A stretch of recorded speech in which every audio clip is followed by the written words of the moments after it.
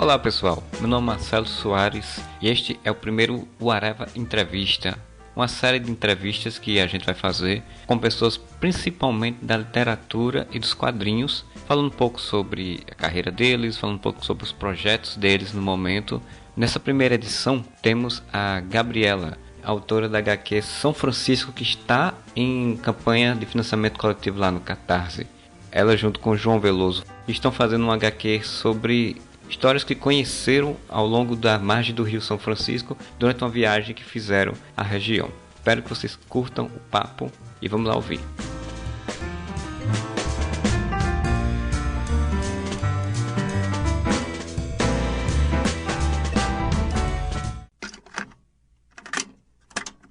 Pois bem, então eu tô aqui com a Gabriela Gulich. Como é a pronúncia? Gulich.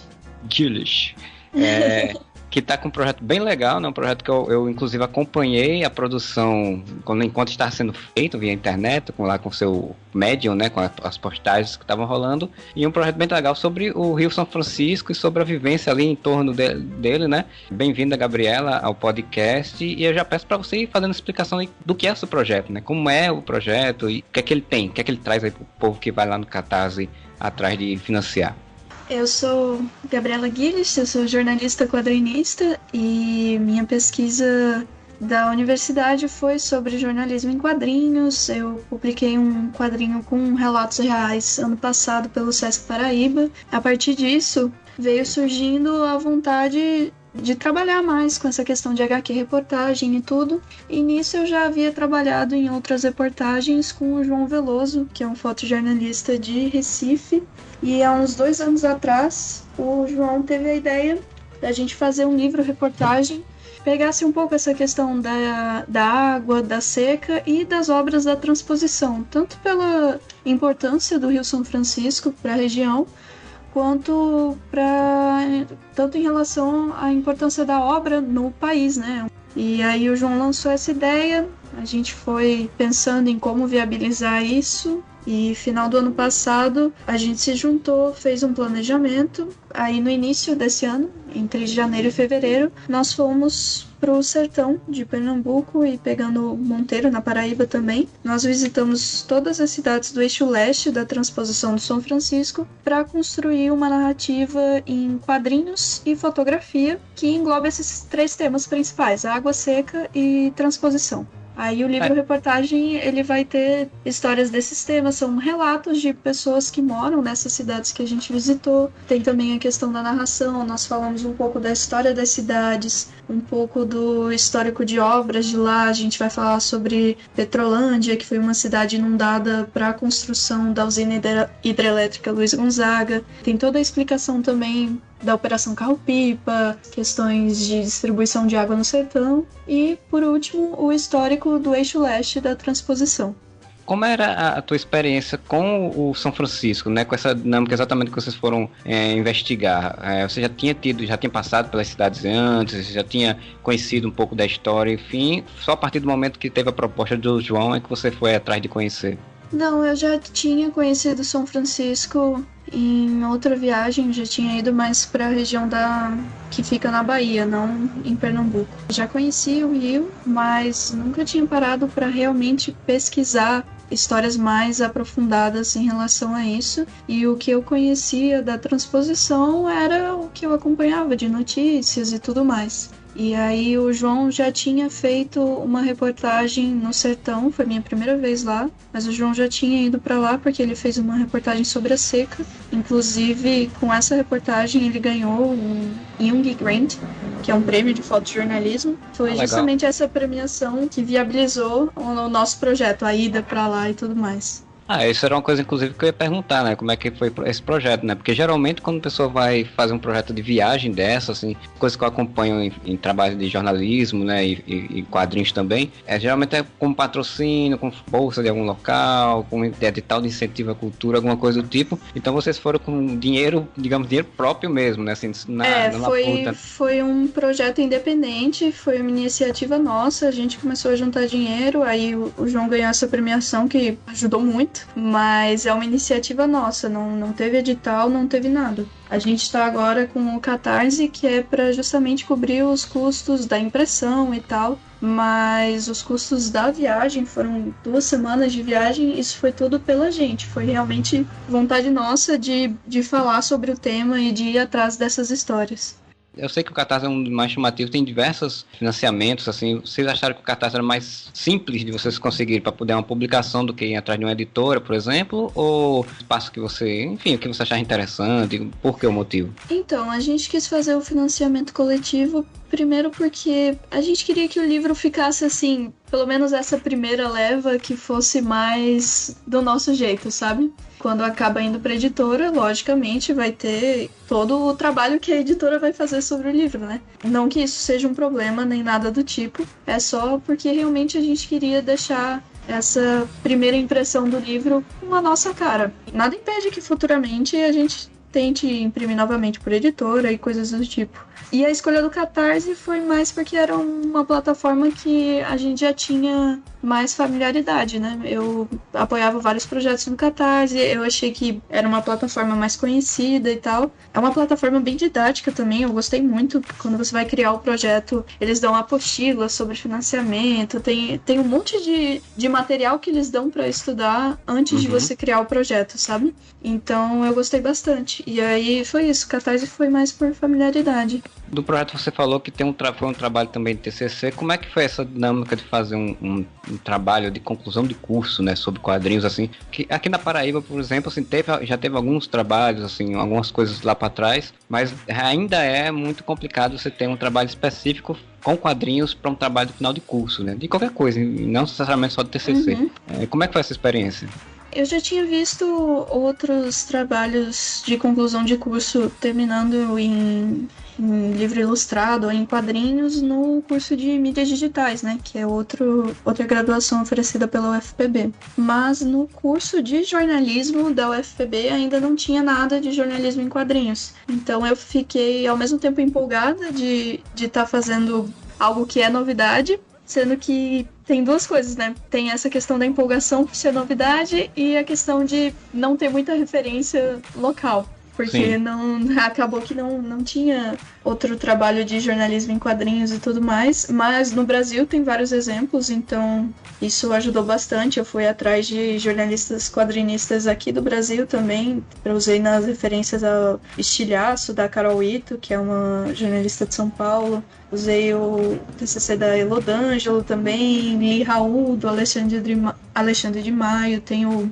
Alvorada em Quadrinhos, do Pablito Aguiar. Então, assim, no Brasil tem bastante trabalho. A minha orientadora foi a professora doutora Sueli Mo, e ela topou a ideia de primeira, ela ficou super feliz com a iniciativa. O tema da reportagem foi um tema de escolha, assim, bastante pessoal, porque foi baseado na história de vida da minha avó. Ela era agricultora no interior do Paraná, criou todos os filhos no roçado, e isso me deu muita vontade de falar sobre o tema. Mas eu queria que fosse algo mais próximo de onde eu estava, da realidade que a gente vive. Queria que fosse algo realmente da Paraíba, apesar de não ser nascida paraibana. Eu moro lá há 10 anos, então é algo que eu queria também contribuir para o estado, sabe? Sim, para não ficar naquela coisa só no universo seu, né? Também trazer Exatamente. Uma coisa pra fora, né? Exatamente. É uma reportagem feita na Paraíba, mulheres da Paraíba, sabe? Então eu prezei muito por isso. Ah, muito legal isso. Eu sempre acho interessantíssimo esse tipo de trabalho, ainda mais com reportagem em quadrinhos, que é um estilo que eu adoro, né? Então,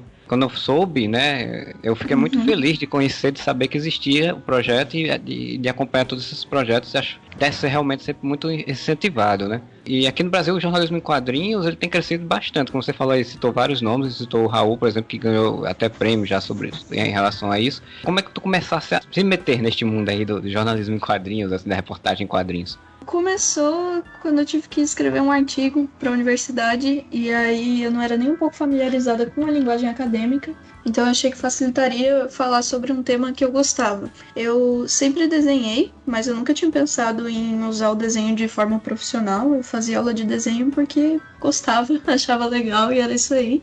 E aí eu pensei, poxa, será que tem alguma coisa de, não sei, jornalismo com ilustração, algo do tipo? Fui pesquisar e dei de cara com o trabalho do Joe Sacco. Que é o básico, né? Que é o Todo basicão, mundo todo mundo. Exatamente. Aí você bota jornalismo em quadrinhos no Google, vai aparecer ele lá. E aí, a partir disso, eu fiquei muito tempo focada mais no trabalho do Joe Sacco até realmente ir atrás de outras coisas. E aí eu topei com A Sombra das Torres Ausentes, do Art Spiegelman. Exatamente, o famoso autor de Maus.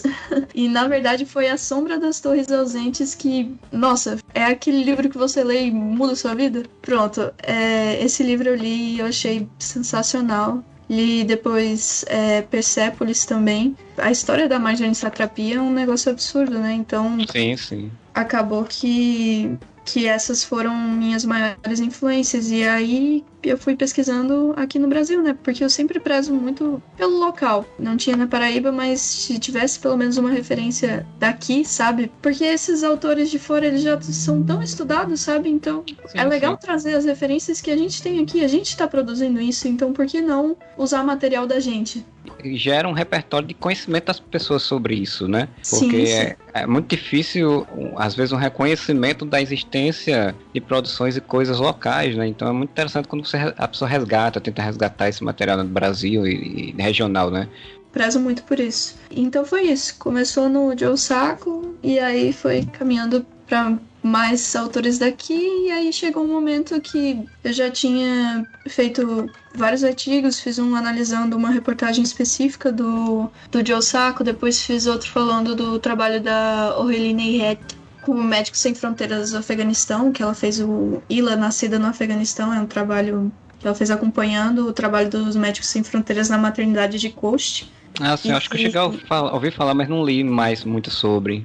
Pronto, é um trabalho maravilhoso, eu recomendo muito. E aí chegou um momento que fui estudando, publicando artigos sobre, e aí eu parei, pronto, eu sei desenhar. E eu tô fazendo jornalismo, então chegou a hora de tentar fazer, né? Primeira publicação nesse sentido foi o Quatro Cantos de um Todo, que eu publiquei pelo Sesc Paraíba. Eu estava estagiando na assessoria de comunicação lá no ano passado. O projeto foi selecionado para o Departamento Nacional do Rio de Janeiro, então o Sesc imprimiu, a distribuição foi gratuita pela instituição. E acabou o quadrinho, inclusive. Eu tenho esse quadrinho, né? Porque eu fui atrás de você, né? Pra poder pegar. Exatamente. E eu acho um trabalho... Naquela época eu já falei, né? Eu achei um trabalho muito sensível, muito bonito, assim. Aquela história. Não conhecia seu nome como desenhista, né? Então quando eu soube que tinha, soube que era aqui, uma pessoa que tava aqui, eu fiquei maravilhado de ver, um trabalho de jornalismo em quadrinhos aqui no dia de hoje. E fiquei muito feliz da história. A história é muito bem feita. Então, assim, depois quando eu soube dos outros projetos, eu fiquei interessado por conta disso. Eu disse, então, se essa menina continua fazendo esse projeto, pra mim vai ser interessante porque vai ter mais coisa pra ler dela, porque eu curti bastante. Que coisa boa, que legal. Eu gostei muito de fazer, foi uma experiência, assim, maravilhosa. Entrevistar essas pessoas transformou muito minha visão do que eu queria com o jornalismo, do que eu achava que era o jornalismo que eu queria fazer, e foi maravilhoso ter o contato com elas. Eu agradeço demais toda a experiência no Sesc, porque realmente acrescentou muito a minha carreira profissional e acrescentou muito na minha vivência pessoal também. Aí, depois disso, foi o Filhos do Campo, que foi meu TCC. Enquanto eu estava fazendo Filhos do Campo, eu viajei para o São Francisco com o João, e aí voltei para João Pessoa, apresentei o Filhos do Campo, e aí agora a gente está terminando o livro, está nesse processo do Catarse e tudo, para, se der certo, lançarmos o livro em dezembro, tanto em João Pessoa quanto em Recife. Eu já ia perguntar se você não ia na CCXP, né? Porque todo mundo sempre fala da CCXP pra... Pois é, né? Tem esse boom do Catarse essa época do ano, que é todo mundo pra CCXP, né?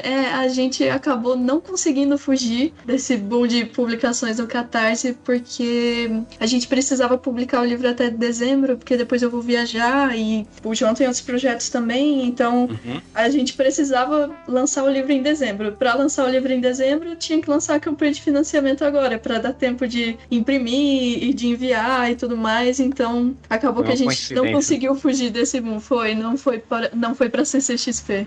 Eu sei que foi uma coincidência, mas ela está interessante porque está tendo toda uma discussão em torno do financiamento coletivo no Brasil, exatamente por conta da CCXP e de eventos, né? Porque muitas pessoas estão fazendo financiamento todo em cima do mesma data, né? Agora agosto, setembro, para poder lançar tudo na CCXP, e então está tendo muito questionamento sobre a enxurrada, né? Assim, o excesso de material, que fica difícil até para você que quer apoiar, conseguir apoiar mais de... Às vezes tem vários artistas, assim, que é o caso, né? Tem vários artistas que eu gosto, que aí você acaba tendo que ir selecionando, né? Ou então vai nas recompensas de 10 para todo mundo, para ver se consegue apoiar tudo. Brigo com todo mundo, bota uma recompensa de 10 a 15 reais aí, um PDF que dá para apoiar, pelo menos para dizer que tá apoiando, né? Porque realmente fica mais complicado. Foi coincidência, mas você fazendo por fora também desse eixo, assim, né? Porque o eixo sul-sudeste, né? E aí você acaba focando, como você falou, João Pessoa, Recife, dá para movimentar aqui. Pelo que eu tô vendo, o projeto tá bem movimentado, assim, em termos de apoio. Então acho que vai ser bem interessante, né? Ter um movimento fora do eixo sul-sudeste. Nossa, eu e o João, a gente tá super feliz com isso, porque a gente não imaginou que fosse ter esse retorno logo na primeira semana, né? A gente tá aí entrando na segunda semana de campanha já com 45% da meta atingida. E aí eu fico, nossa, bicho, eu achei que se na primeira semana a gente atingisse 20 já era muito. Porque é um livro-reportagem, né? E por mais que quadrinhos no Brasil já estejam ganhando um nome e tal, mas o jornalismo em quadrinhos ainda tem bastante publicação, mas é aquele negócio um pouco mais discreto. Então a gente não imaginou que fosse ter esse retorno assim logo no começo. Isso é sensacional. Eu acho até que pode ser exatamente por isso que está tendo um retorno, porque assim, por ser uma coisa mais discreta e pouco, né, quando se tem, assim, no Catarse mesmo acompanha muito tempo de financiamento, a financiar vários trabalhos, dificilmente eu vejo um quadrinho, reportagem, né, então tem um assim, e que é chamativo, o projeto é chamativo, a ideia é chamativa, o desenho é chamativo, então realmente auxilia, né, assim, até porque eu imagino que tem muita gente que, assim, não conhece muito sobre o São Francisco, sobre exatamente as propostas que vocês estão colocando, né, de contar um pouco dessa história ali na Mari, com entrevista com pessoas locais. Então isso também chama atenção. Eu acho que pode ter muito disso, sim. Não, a gente só tá super feliz. Estamos aqui já pensando na meta estendida. Já estamos assim. Poxa, estamos chegando na metade, então vamos pensar já nas melhorias para as metas estendidas. É porque a gente tinha um público pequeno. O público do João é mais de fora, na verdade. E eu não tenho um público muito grande também, até porque eu só tive 2 trabalhos, bem dizer assim, mais publicados, né? Que foi o Quatro Cantos e o Filhas do Campo, que vai sair na Café Espacial agora em outubro. Tá sendo ótimo, a gente tá super feliz. E a questão do que você falou, do eixo sul-sudeste de publicações e tal, se rolar a oportunidade de lançar o livro em outros lugares do Brasil, ótimo. Mas a gente preza muito por esse lançamento nas capitais dos estados que abrigam a história, sabe? Se a gente fez em Pernambuco e teve Monteiro na Paraíba, então a gente quer muito que esses lançamentos sejam priorizados. Muito bem, muito legal essa proposta também, né? Deixa eu te perguntar, a história fala um pouco da dinâmica de vocês como repórteres, né? Como jornalistas fazendo esse tipo de trabalho também? Então, tem uma das recompensas do Catarse, é um zine, Viagem, vai contar essa questão dos bastidores. A gente não se coloca como personagens do livro mesmo, a gente foca na história das pessoas, sendo contada pelas pessoas, sabe? Elas sendo realmente as protagonistas e as narradoras. E mesmo quando aparece questão de narração, não é relato em primeira pessoa. A narração é mais para contextualizar o histórico das próximas narrativas. E no Zine a gente vai colocar isso, porque durante a viagem nós fizemos um diário de viagem, né, no Medium, e aí nesse diário a gente contava em que cidade a gente estava, o que a gente estava fazendo nessa cidade, e tinha umas tirinhas que eu fazia. O traço é bem diferente do traço do livro mesmo, as tirinhas são bem descompromissadas. E o Zine vai ter isso, vai ter histórias de nós dois, perrengues que a gente passou, vão ter personagens que a gente entrevistou e que acabou não entrando no livro por questões de edição mesmo, de deixar a história mais fluida e etc. Então o Zine vai ter toda essa questão dos bastidores da reportagem. Ah, bem legal, que isso é uma das coisas que eu particularmente acho bem curiosa. Eu sempre gosto de ver um pouco sobre como foi os bastidores de uma produção de uma reportagem, ainda mais quando uma reportagem em quadrinhos, porque tem esses meandros, né, de como retratar aquela realidade e transformar isso num quadrinho, no desenho, o que você vai colocar, o que não vai colocar. Isso é uma coisa que sempre me chamou muita atenção, eu sempre gosto de ver. Ah, eu acho super interessante também, eu adoro acompanhar os bastidores das coisas. O Pablito, que eu citei antes, do Alvorada em Quadrinhos, ele agora tá fazendo também uns relatos de Porto Alegre. Ele é lá do Rio Grande do Sul. Sim. E aí, quando ele vai fazer as narrativas, ele mostra um pouquinho, tipo, foto de quando ele fez a entrevista. Aí ele fala um pouquinho de como foi a experiência e tal. E eu acho isso super legal. Eu gosto muito dessa linha e por isso também a ideia do Zine, sabe? Para mostrar para as pessoas como foi e tudo mais. E por isso a ideia do Diário da Viagem. Não só divulgar o projeto, mas mostrar o que tá por trás disso tudo, né? E uma das coisas que a gente pretende fazer durante a campanha também é justamente mostrar um pouquinho do processo de trabalho, tanto do João na fotografia, quanto o meu no quadrinho. Para as pessoas saberem como o livro está sendo produzido. Também para terem um pouco de noção do trabalho que dá, né? Porque às vezes a gente recebe um material e não faz nem ideia do trabalho que deu para produzir aquilo. É só um rabisco aí, é só um desenhozinho, né? Pois é, né? Você vê a página pronta, sabe que teve que pesquisar vários dias o assunto que tá na página para depois selecionar os balões de fala, para depois montar storyboard e aí encaixar com os trejeitos do personagem e tudo mais. Você tem uma estimativa de quanto por cento é de quadrinhos, quanto por cento é de fotografia, ou isso é muito mesclado? Como é essa estrutura da revista? O livro é bem mesclado. Tem poucas páginas que tem quadrinho e foto na mesma página, sabe? A gente não seguiu a estrutura do, vamos dizer assim, um clássico que une quadrinho e fotografia, é o fotógrafo, né? É geralmente o mais citado nessa área. E o fotógrafo, ele é muito quadrinho, foto, quadrinho, foto, quadrinho, foto na mesma página. E a gente entende um pouquinho diferente isso. Quadrinho e foto podem dialogar juntos, acho sensacional. Mas eu acho que o desenho tem uma proposta e a foto tem outra proposta. E a partir do momento que junta demais, acaba ficando um pouquinho confuso. Mas assim, é uma visão minha. E como o João também não vê problema nessa estrutura, então correu bem essa questão de fazer um pouquinho mais separado. Então você vai ter uma página de quadrinhos e aí a foto em seguida em outra página, as duas contando a mesma narrativa, sabe? Dialogando entre si, mas dando uns espaços. E vão ter páginas com quadrinho e foto na mesma página. A foto, ela é um quadro da narrativa, sabe? Pois bem, Gabriela, eu queria agradecer você pela participação aí nesse podcast aqui sobre o Catarse, sobre discussão também, né? Como a gente fez um pouco aí sobre financiamento coletivo. E queria que você aproveitasse aí para você fazer a chamativa para o pessoal apoiar seu trabalho, né? Aquela São Francisco, que está lá no Catarse, que o pessoal apoia, que eu dou meu aval. É uma história muito, muito interessante. Fazer o famoso jabá, né? Isso. Então, o link do Catarse é catarse.me/São Francisco HQ. Tanto eu quanto o João, a gente posta várias novidades e detalhes do quadrinho no nosso Instagram. O meu é @Fengler, com 2 Gs, FENGGLER, e o dele é joão.veloso.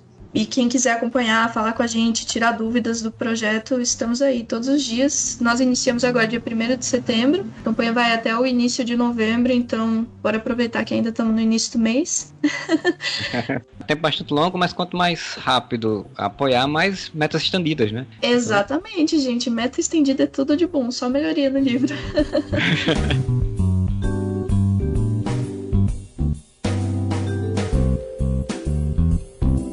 E esse foi o papo com a Gabriela, espero que vocês tenham curtido. Esse é um formato mais curto de podcast, tentando trazer um pouco algo fora do que o Areva normalmente faz, principalmente falando sobre coisas que o Areva tem falado bem menos. Esse é um oferecimento aí do nosso catarse.me/podcastareva, né, que dá um financiamento coletivo do Areva lá. Você entra, tem faixas de apoio, você escolhe os apoios, você recebe uma recompensa por cada apoio, assim como Bruno Felipe Costa, nosso padrinho campeão, o Josué Gentil da Cunha, nosso padrinho campeão também, a Alina Aparecida Matias, nossa madrinha defensora, e a Júlia Mendes, que é nossa madrinha Liga da Justiça. Você pode acessar o Areva através do areva.com. Tem também o Facebook, Twitter e Instagram do Areva, que são tudo o Areva com 2 As no final, nesse caso. E tem o nosso e-mail, que é contato@areva com um A só no final.com. Deixe suas mensagens, deixe suas informações, digam pessoas que vocês gostariam de ver aqui no nosso Areva Entrevista. Esperamos vocês no próximo programa. Abraço, tchau.